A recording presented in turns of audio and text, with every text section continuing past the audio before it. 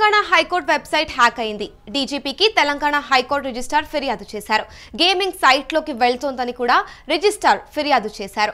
Hyderabad cyber crime PS లో case నమోదు చేశారు. పలు సెక్షన్ల కింద కేసు నమోదు చేశారు పోలీసులు. సైట్ ను రీస్టోర్ చేసిన ఎన్ఐసి అధికారులు విదేశీ గేమింగ్ యాప్ల పాత్రపై అనుమానం కూడా వ్యక్తం చేస్తున్నారు.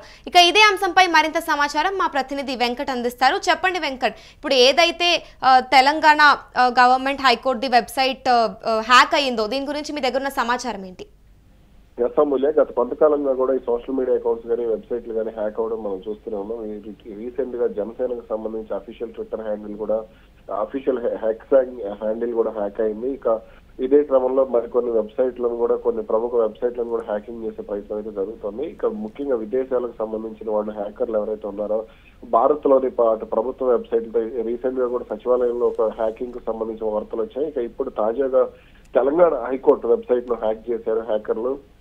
అసలు దీనికి సంబంధించి పూర్తి వివరాలు ఒకసారి చూస్తే, అంటే వెబ్సైట్ ఓపెన్ చేయగానే అంటే రిజిస్ట్రార్ ఏదైతే తెలంగాణ డీజీపీకి ఫిర్యాదు చేశారో దాని ఆ ఫిర్యాదు ఆధారంగా చూస్తే వెబ్సైట్ ఓపెన్ చేయగానే గేమింగ్ సైట్ లోకి వెళ్తుందంటూ కూడా ఫిర్యాదు చేశారు. అదేవిధంగా దీనికి సంబంధించి అంటే కొన్ని ఫైల్స్ ను కూడా అటు గేమింగ్ సైట్ గా అనుసంధానించారు అనేది అప్పుడు ప్రధానంగా ఫిర్యాదులో పేర్కొన్నారు. హ్యాకర్లు వెబ్సైట్ లో కొన్ని అంటే రీడైరెక్ట్స్ ఏర్పాటు చేసి అధికారిక ఫైల్స్ ను గేమింగ్ అలాగే బెట్టింగ్ సైట్స్ ఏవైతే ఉంటాయో బీడీజీ స్లాట్ అని అంటారు వాటికి ఆన్లైన్ బెట్టింగ్ పోర్టల్ కు లింక్ చేశారు. ఇది తొలిసారిగా అంటే ఇప్పటి వరకు దేశ చరిత్రలో ఎప్పుడు కూడా ఈ తరహాలో జరగలేదని చెప్పాలి. మీరు ఒకసారి మళ్ళీ క్లియర్ గా వింటే బీడీజీ స్లాట్ అనే ఆన్లైన్ బెట్టింగ్ పోర్టల్ అంటే సాధారణ క్రికెట్ కానీ ఫుట్బాల్ కానీ గుర్రపు పందాలు కానీ అలాగే చెస్ ఇలా కొన్ని బ్యాడ్మింటన్ కానీ షటిల్ టెన్నిస్ కానీ ఇలా కొన్ని బెట్టింగ్ యాప్స్ ఏవైతే ఉంటాయో వాటికి సంబంధించి దీన్ని డైరెక్ట్ గా లింక్ చేయడం జరిగింది. ఇక గుర్తించిన తర్వాత మొత్తం ఏదైతే ఉందో దీనికి సంబంధించి పోలీసులకు ఫిర్యాదు అందించడం, ఆ తర్వాత హైకోర్టు వెబ్సైట్ లో ఉన్నటువంటి కొన్ని లింకులు అక్రమంగా వాటిని ఏదైతే ఇన్స్టాల్ చేశారో గేమింగ్ బెట్టింగ్ సైట్ వెళ్లే విధంగా ఇన్స్టాల్ చేశారో కొన్ని స్క్రిప్ట్ ఫైళ్లను కూడా మార్చేశారని కూడా పోలీసులు గుర్తించారు. దీనిపై వెంటనే గుర్తించిన తర్వాత అటు సైబర్ క్రైమ్ కి సంబంధించిన నిపుణులు కూడా రంగంలోకి దిగటం, అదేవిధంగా ఇప్పటికే హైకోర్టు వెబ్సైట్ ఏదైతే ఉందో అధికారిక వెబ్సైట్ దాన్ని రీస్టోర్ చేయడం కూడా జరిగింది. అంటే నేషనల్ ఇన్ఫర్మాటిక్స్ సెంటర్ అని అంటారు దాన్ని. వెంటనే స్పందించి మొత్తం కూడా ప్రాథమికంగా సైట్ ను రీస్టోర్ చేయటం, అందులో ఉన్నటువంటి లింకులను ప్రస్తుతం బ్యాక్ ఎండ్ లో లింకులను తొలగించే ప్రయత్నం జరుగుతుంది.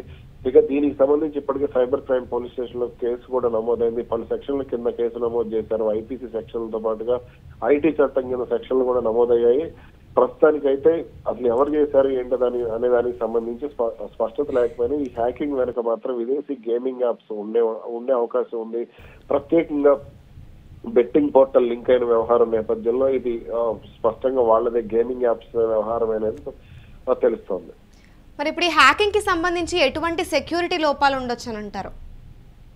సాధారణంగా ఎటువంటి అంటే ఎంత భద్రత తీసుకున్నా సరే ఏదో ఒక చిన్న లోపంతో వెబ్సైట్లు అనేవి హ్యాక్ అవుతూనే ఉంటాయి. సోషల్ మీడియా 2 ఫ్యాక్టర్ మనం ఫర్ ఎగ్జాంపుల్ ట్విట్టర్ కానీ ఫేస్బుక్ కానీ ఇవి చూసుకుంటే ఇన్స్టాగ్రామ్ కానీ మెటాకి సంబంధించినవి చూసుకున్నా కానీ ఎక్కడో ఒక చోట చిన్న లోపాన్ని పట్టుకోవడం లేదంటే 2 ఫ్యాక్టర్ అథెంటికేషన్ వంటి సెక్యూరిటీ విషయంలో ఎక్కడ పడితే అక్కడ లాగిన్ చేయడం, అదే విధంగా ఆ లాగిన్ అయిన సమాచారానికి సంబంధించి కొంతమంది అంటే తమ ఫోన్లలో సాధారణంగా పాస్వర్డ్లు కానీ అదేవిధంగా ఏదైతే లాగిన్ ఐడీస్ ఉంటాయో ఈ సైన్ ఇన్ చేసే సమయంలో వాటికి సంబంధించి జాగ్రత్తలు తీసుకోకపోవడం, ఎక్కడ పడితే అక్కడ వాటిని సేవ్ చేసి ఉంచడం, దానికి సంబంధించి లింక్స్ ఇవన్నీ కూడా కొన్ని ఆండ్రాయిడ్ ఫోన్స్ లో కూడా కొంత అనుమానాలు ఉన్నాయి. ఐఫోన్ అయినా ఆండ్రాయిడ్ ఫోన్స్ అయినా సరే కొన్ని అనుమానాలు ఉన్నాయి. కాబట్టి దానికి సంబంధించి సెక్యూరిటీకి సంబంధించి చాలా జాగ్రత్తలు తీసుకోవాల్సి ఉంటుంది. ఎక్కడ పడితే అక్కడ వాటిని ఓపెన్ చేయడం లేదా ఎక్కడ పడితే అక్కడ వాటిని సేవ్ చేయడం అన్ని కూడా కరెక్ట్ కాదు.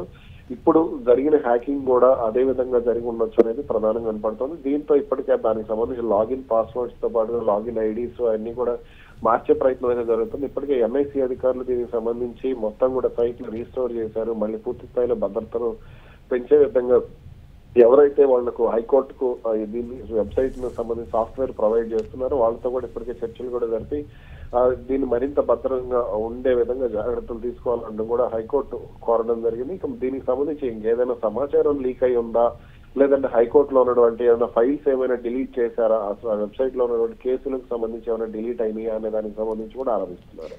మరి వెంకట్, ఇప్పుడు ఈ హ్యాకింగ్ కి సంబంధించి కూడా విదేశీ గేమింగ్ యాప్ల పాత్రపై కూడా అనుమానం వ్యక్తం చేస్తున్నారు. దీని గురించి ఏమంటారు?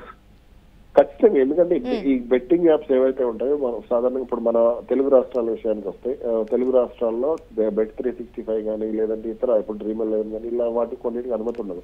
ఇటీవల ఆన్లైన్ బెట్టింగ్ యాప్స్ కానీ గేమింగ్ కి సంబంధించి కానీ కేంద్ర ప్రభుత్వం కీలక నిర్ణయం తీసుకుంది. మొన్న జరిగినటువంటి పార్లమెంట్ వర్షాకాల సమావేశాలు చివరి రోజున దీనికి సంబంధించి కేంద్ర హోంమంత్రి ఒక బిల్ కూడా ప్రవేశపెట్టడం జరిగింది. ఇక ఇప్పుడు అంటే ఈ వెబ్సైట్లు ఏవైతే ఉన్నాయో, ఈ బెట్టింగ్ యాప్స్ ఏవైతే ఉన్నాయో వాటిని ఇక్కడ తీసుకోవడం, కీలక సమాచారాన్ని వాళ్ళు తీసుకునే ప్రయత్నం చేయడం, అదే విధంగా ఇక్కడ ఉన్న వెబ్సైట్ లో ఉన్న లొసుగులు అంటే కొన్ని బ్యాంక్ అకౌంట్స్ ని కూడా వాళ్ళు టార్గెట్ చేయడం. సాధారణంగా హైకోర్టు బ్యాంక్ అకౌంట్ అని అంటే దాంట్లో భారీగా డబ్బులు ఉండే అవకాశం ఉంటుంది. కాబట్టి దాన్ని హ్యాక్ చేసే ప్రయత్నం చేయడం ఇటీవల కాలంలో మనం చూస్తూనే వచ్చాం.